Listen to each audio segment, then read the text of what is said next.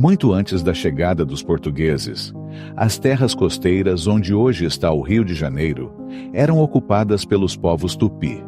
Suas aldeias se espalhavam pelas praias, cercadas pela densa Mata Atlântica, em um cenário de rara beleza natural. Eles pescavam em águas cristalinas, caçavam na floresta e cultivavam mandioca e milho em solos férteis. A vida indígena era rica em cultura, mas marcada também por rivalidades tribais e cerimônias que moldavam sua visão de mundo.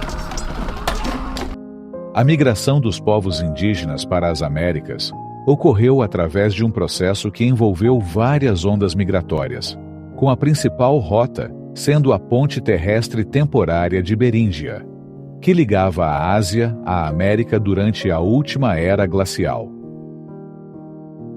A tese melhor aceita é que este processo começou há cerca de 20 mil a 30 mil anos, com os primeiros migrantes, oriundos da África até o extremo leste da Ásia, atravessando a Beríngia a pé durante a era das grandes geleiras no hemisfério norte, criando uma passagem congelada entre a Sibéria e o Alasca. Por volta do ano 1000, povos de língua tupi, originários da Amazônia, migraram para o litoral brasileiro, incluindo a região do atual Rio de Janeiro. Por volta de 1500, a área do Rio de Janeiro estava firmemente sob controle tupinambá, com numerosas aldeias ao longo da costa e das ilhas da Bahia. Os Temiminós, um grupo tupi rival, ocupavam a Ilha do Governador, criando uma situação tensa, mas equilibrada. Os tupinambás viviam sem saber que sua vida mudaria drasticamente. Gaspar de Lemos partiu de Lisboa em 10 de maio de 1501, rumo ao Brasil. Em sua expedição, ele batizou a Baía de Todos os Santos, fundou Angra dos Reis, descobriu a ilha de São Vicente e, claro, descobriu a Baía de Guanabara, em 1º de janeiro de 1502. Gaspar de Lemos já havia comandado um navio de suprimentos na expedição de Pedro Álvares Cabral anos antes, em 1500. Foi ele mesmo quem regressou a Portugal e comunicou a Dom Manuel I o descobrimento de Cabral em carta escrita por Pero Vaz de Caminha. Ao descobrir a Baía de Guanabara, a confundiu com a foz de um rio. Gaspar de Lemos, acompanhado por Américo Vespúcio, nomearam o local como Rio de Janeiro em alusão ao mês da descoberta e ao que considerou erroneamente com a foz de um rio. O cenário era deslumbrante. Um espelho d'água cercado por montanhas de granito e mata atlântica exuberante. O explorador italiano, Américo Vespúcio, presente na expedição, descreveu a paisagem como paradisíaca em seus registros. Mas a região não estava desabitada. Era habitada por índios tupinambás, um povo agricultor e guerreiro. Viviam em estruturas sociais organizadas e reagiram com curiosidade e cautela à chegada dos europeus. Os indígenas impressionaram os portugueses por sua aparência. Corpos pintados com padrões geométricos em vermelho e preto, cocares de penas e colares de miçangas. Esse contato inicial deu início a uma relação complexa entre europeus e nativos. Após o descobrimento, a região do Rio de Janeiro foi objeto de várias expedições exploratórias portuguesas, que buscavam entender melhor a geografia e encontrar oportunidades comerciais. Os portugueses começaram a estabelecer feitorias, que eram postos comerciais fortificados na costa do Rio de Janeiro. Essas feitorias visavam facilitar e proteger o comércio com os indígenas e a exploração de recursos naturais. Gaspar de Lemos retornou a Portugal em 7 de setembro de 1502. Ele informou suas descobertas à coroa portuguesa e sobre seus recursos naturais, entre outras possibilidades comerciais. Os franceses também mostraram interesse na região do Rio de Janeiro e começaram a visitar a área, estabelecendo relações comerciais com os indígenas, desafiando a presença portuguesa.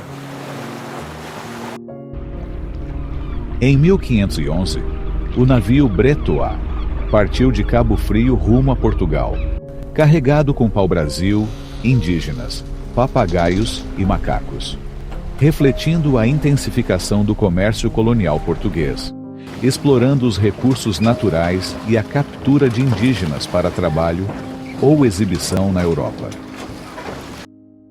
Em 1519, Fernão de Magalhães, navegando a serviço da Espanha, visitou o Rio de Janeiro durante sua expedição de circunnavegação global. Sua passagem pela Baía de Guanabara evidencia a relevância estratégica da região como ponto de parada para reabastecimento. A coroa portuguesa percebeu a necessidade de estabelecer uma presença permanente no Brasil para garantir sua soberania frente a outras potências europeias, como França e Espanha, que também demonstravam interesse na região. Martim Afonso de Souza foi encarregado de liderar a primeira grande expedição colonizadora no Brasil em 1530. Sua missão era fundar vilas, combater piratas e impulsionar a produção de açúcar, então concentrada na região de Pernambuco. Sua expedição reforçou a importância estratégica da Bahia e preparou o terreno para a criação do sistema de capitanias hereditárias, que visava organizar a colonização, onde a responsabilidade de presença e defesa da costa seria distribuído entre as capitanias. Em abril de 1531, Martim Afonso de Souza desembarcou no Rio de Janeiro, permanecendo por 3 meses. Durante sua estadia, instalou uma forja e construiu 2 bergantins, pequenos navios que auxiliariam na exploração e defesa da costa. Embora não diretamente no Rio de Janeiro, a fundação de São Vicente em 1532, por Martim Afonso de Souza, foi crucial para a expansão portuguesa na região, servindo como base para futuras explorações. A coroa portuguesa dividiu o Brasil em 15 capitanias hereditárias, concedidas a nobres, para promover a colonização e defesa do território. Essa medida visava conter invasões estrangeiras e desenvolver a agricultura. Em 1534, o território do Rio de Janeiro foi oficialmente integrado à capitania de São Vicente, doada a Martim Afonso de Souza. Essa inclusão refletiu a estratégia portuguesa de centralizar a administração colonial. A Baía de Guanabara, com localização estratégica e recursos abundantes, era vista como peça-chave nas ambições coloniais portuguesas. Mas os tupinambás resistiram com firmeza, defendendo suas terras com coragem e profundo conhecimento do terreno. Com o auxílio de táticas de guerrilha, os indígenas impunham dificuldades às forças portuguesas. A chegada dos missionários jesuítas aumentou a tensão, já que estes buscavam também converter os nativos e moderar os conflitos entre colonos e tribos. Em 1539, Martim Afonso de Souza liderou uma expedição que passou pelo Rio de Janeiro, reforçando a presença portuguesa, explorando a região.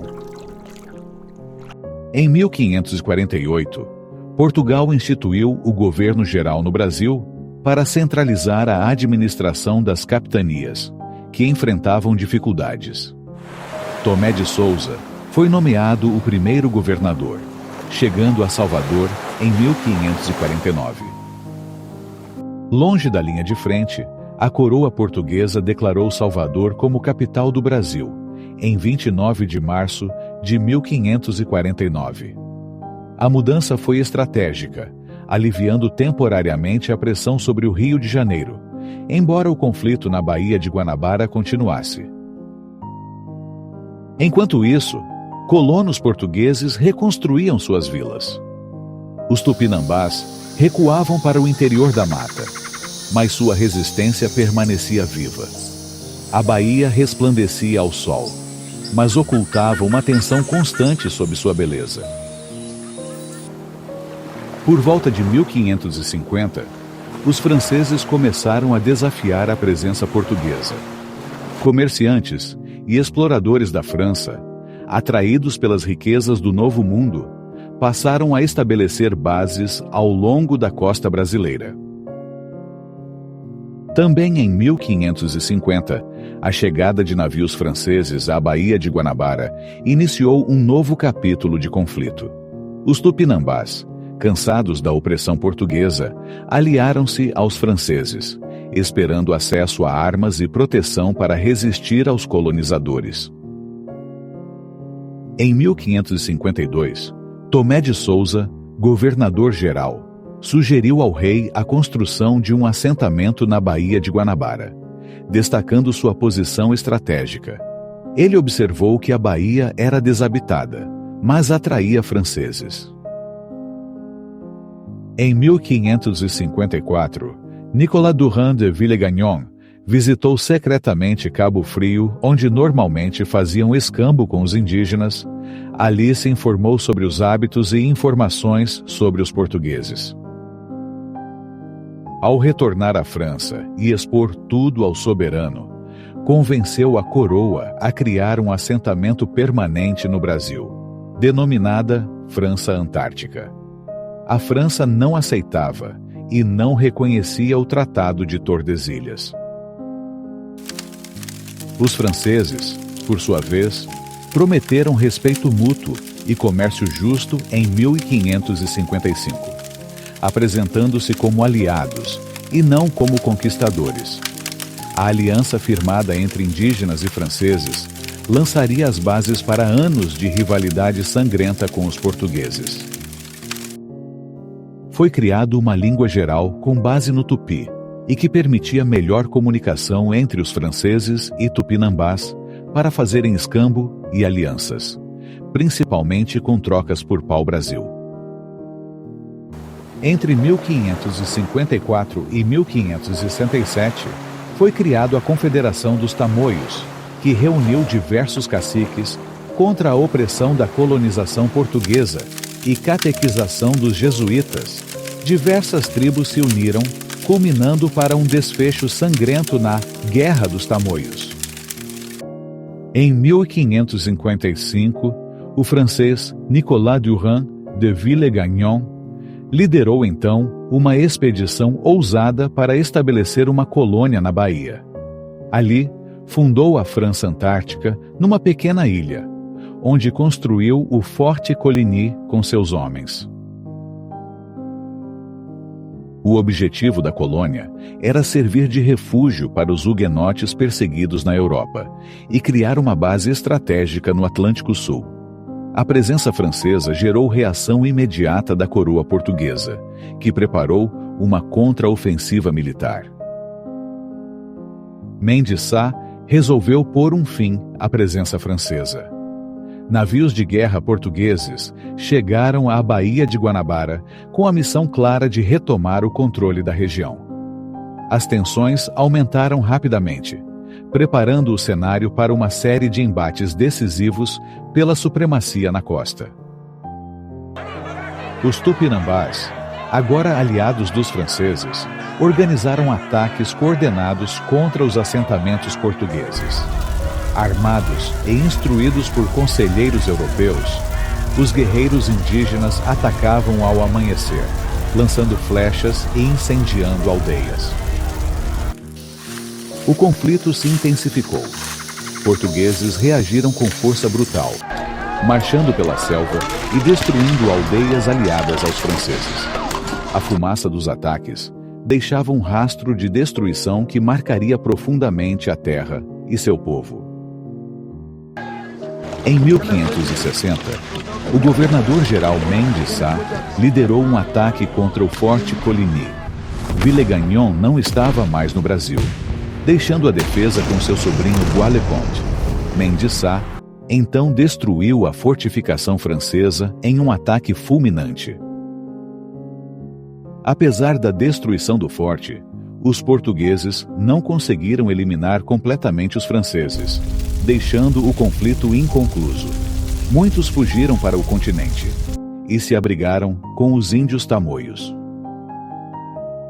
Foi então que Estácio de Sá, sobrinho de Mendes Sá, amando de Dona Catarina da Áustria, chegou com reforços de Portugal, a princípio na Bahia em 1563, e em seguida ao Espírito Santo, onde conheceu e firmou aliança com o cacique Araribóia.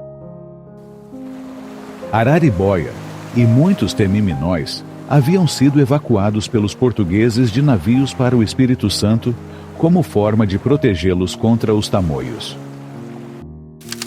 Em 1565, Estácio de Sá formou uma aliança estratégica com Araribóia, líder dos temiminós, contra os franceses e seus aliados tamoios.